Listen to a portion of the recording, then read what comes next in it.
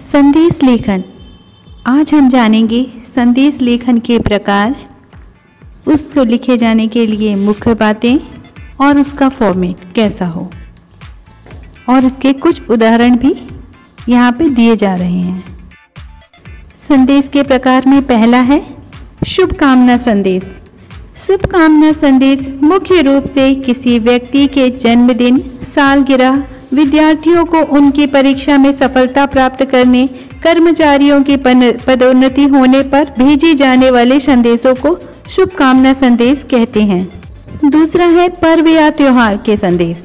इस तरह के संदेश विशेष पर्वों व त्योहारों के वक्त लोग एक दूसरे को भेजते हैं, जैसे दीपावली, होली, क्रिसमस, स्वतंत्रता दिवस के विशेष अवसरों पर दिए जाने वाले संदेश भी इसमें शामिल हैं। तीसरा है शोक संदेश।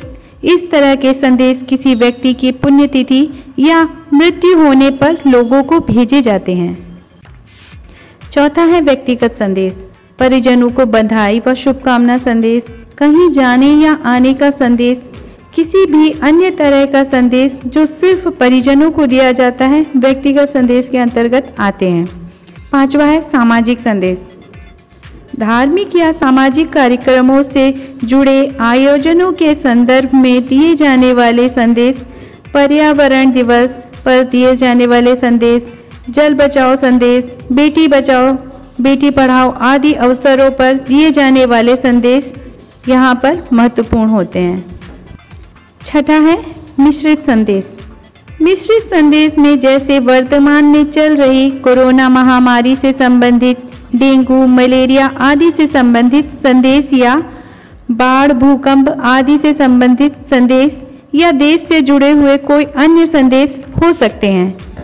अब बात करते हैं संदेश लेखन की मुख्य बातें क्या हैं, किन बिंदुओं को ध्यान में रख के हम संदेश लेखन करें। सबसे पहले संदेश को किसी सीमा रेखा जैसे बॉक्स या गोले के अंदर लिखा जाना चाहिए। संदेश की शुरुआत में संदेश शब्द अवश्य लिखें, उसके बाद दिनांक, समय अवश्य लिखें, फिर मुख्य विषय का कम लेकिन प्रभावशाली वर्णन करें। अंत में संदेश लिखने वाले का नाम अवश्य लिखें। संदेश लेखन की शब्द सीमा 30 से 40 शब्दों के बीच में होनी चाहिए। अगर चित्रों का उपयोग करना उचित लगे तो विषयानुसार चित्र दिए जा सकते हैं।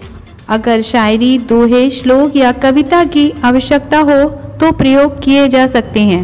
संदेश में रचनात्मकता और सृजनात्मकता होनी चाहिए। संदेश सरल व संक्षिप्त शब्दों में प्रभावशाली व विषय के अनुसार लिखा जाना आवश्यक है। विषय के अनुसार रंगों का भी प्रयोग किया जा सकता है। संदेश के अंदर इधर उधर की बातें नहीं लिखना चाहिए। संदेश में केवल विषय वस्तु पर ही ध्यान देना चाहिए। आगे हम संदेश लेखन के कुछ उदाहरण देख लेते हैं।